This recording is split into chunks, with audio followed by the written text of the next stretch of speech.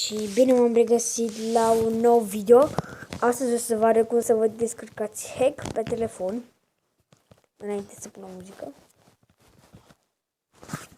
10 minute. Așa, bun. Se aude și o muzică de fundal la mine. Am și muzica, stați.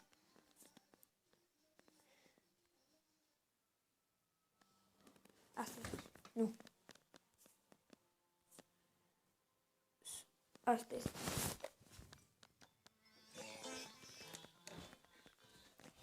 Bun. Și scrieți aici Tollbox. Scrieți T-O-O-L-B-O-X for Minecraft. Deci, vedeți aici alte hack-uri, dar nu sunt bune. Asta e cel mai bun.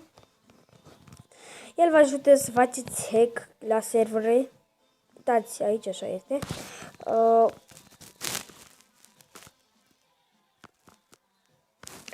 Puteți să vă ajutați destul de mult de el. Uite, puteți să puneți enchanting, ce vreți voi. Bun, dăm instalare. Și puteți să încarce.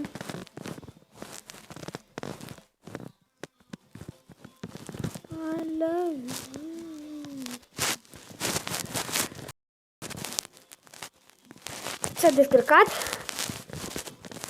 Va apare așa, dați pe el. Se va întoarce ecranul la Minecraft. Deci vedeți așa o să vă apară.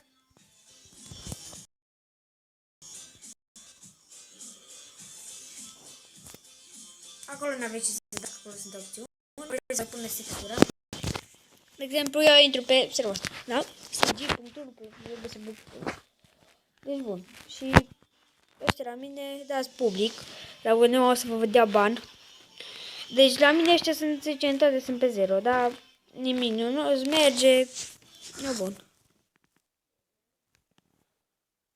Deci vedeți cum se mișcă, la mine se mișcă asta dacă n-am speed-ul. Că am făcut un știu ce naiba. Dați aici n-aveți voie să puneți blocuri. Vedeți, poți să luați câți vreți. 1, de exemplu, iau 1, da? Dar nu merge să le iau. Pentru că sunt în server. Și în server nu-ți dă voie. Dau speed, dacă îl dați la Microsoft o să vă dau bani. Uitați-vă cum mergeți la primul. Nu suntem lead și mergem. Ați văzut, uite. Dați pe mijloc aici normal trebuie să fuge cam așa. Și de asta vă rog foarte mult că ajungeți primul la chesturi. Bun. Aici să dați timpul înapoi. Adică să fie lumină. Să dea timpul înapoi, vedeți? Deci dacă dați așa, uitați-vă, să dau timpul înapoi, uite. Vedeți, uite.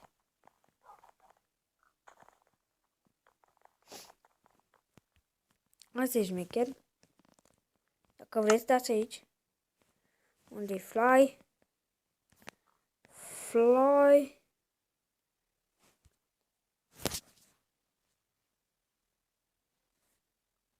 Bun. Dăm așa. Și avem hack-ul băgat.